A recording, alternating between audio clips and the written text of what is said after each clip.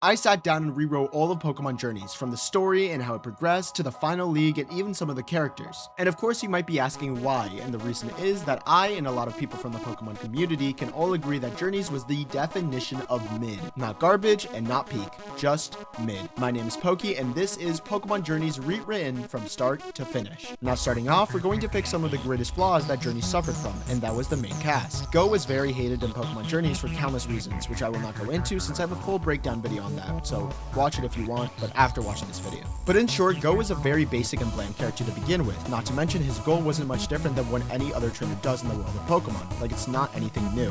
Or should I say Mew?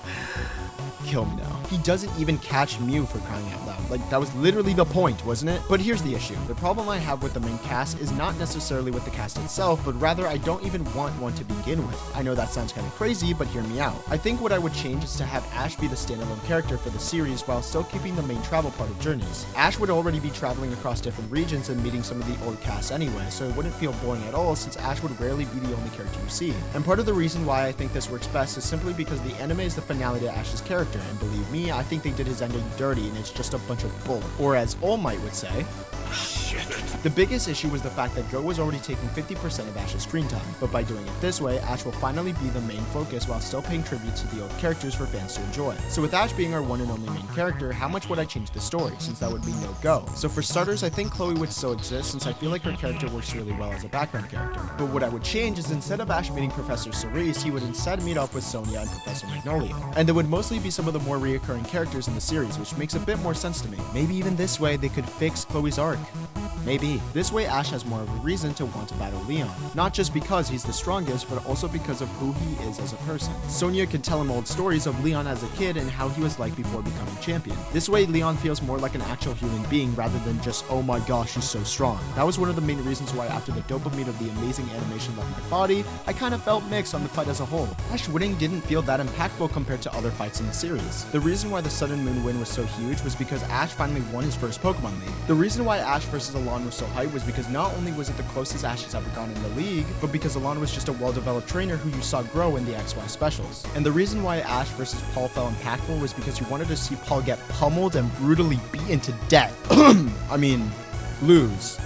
Because of how much of a jerk he was to Chimchar and, Ash. So we could get these little memory fragments that slowly develop Leon as a character as Ash develops his bond with Sonia and progresses through the ranks of the World Series. So speaking of the World Series, we finally got to our next point, but let's recap on what we got so far. So Ash is our main protagonist, with the supporting characters just being the occasional background characters like Sonia and Chloe, while having mini arcs with his old friends from past series. And then Leon would become a much better written character from the heaps of memory fragments we get from his past before becoming champion. So now we touch on the World Coronation series. So the World Series thing would be pretty much the same except in the trainer battles themselves.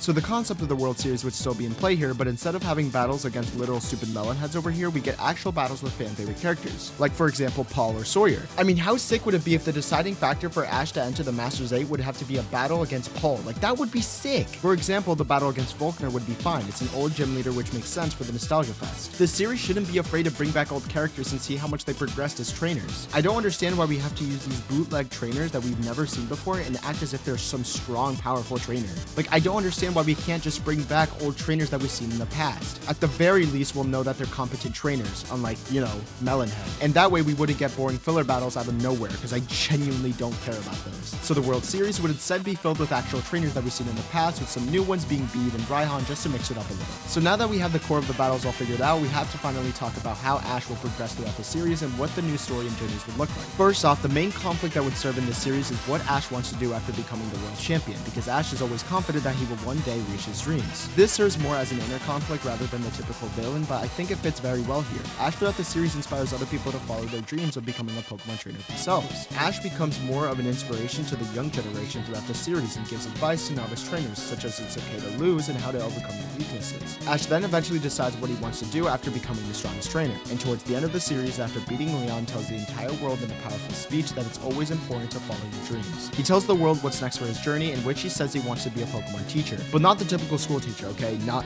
that, gosh. But a battle instructor to teach the trainers how to get stronger, to help them truly understand what their path as a trainer means to them. Ash struggles throughout the series to determine what he wants to do, and along the way, people tell him that he should just retire to hang up the jersey. But towards the end of the series, Ash realizes what he wants for himself, which is to help the next generation of promising trainers. I feel like this inner conflict would be so beautiful to watch on screen because, you know, it's his final hurrah. So for him, contemplating on retiring leaves a nervous feeling in our hearts and makes us truly want the best for him. And it's a gradual change, of course, with him getting advice from other friends he met along his journey of being a Pokemon master. And of course, new characters like Sonia can help him as well, but ultimately, it's him who makes the final decision. With that being said, I feel like that's what Journey should have focused on and what was missing from it within Ash. He just felt like typical Ash instead of actually seeing his growth and what he wants to do in his life 10 plus years in the future. I wanted to see actual growth for him as a person, but we just don't get that. Now we can finally talk about the miscellaneous stuff that I would add along the way. The first being obvious, we need Team Rocket in the series since, you know, it's their final send-off as well. Secondly, I would definitely reduce a lot of the episodes from Journeys as a whole and keep all continuity. There's no reason we need an entire episode on Ghost taking over Ash's body like this. It's just so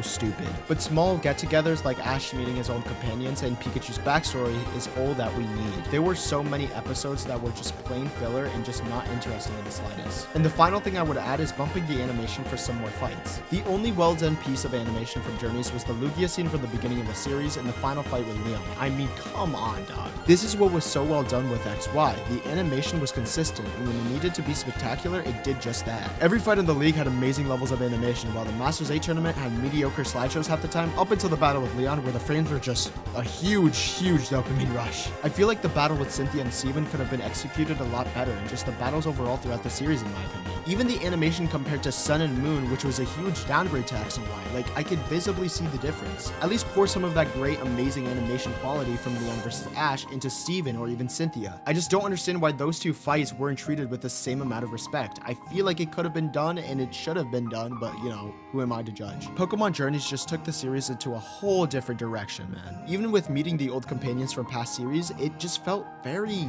lacking. Some of the worst returns in the series was definitely Paul and Greninja.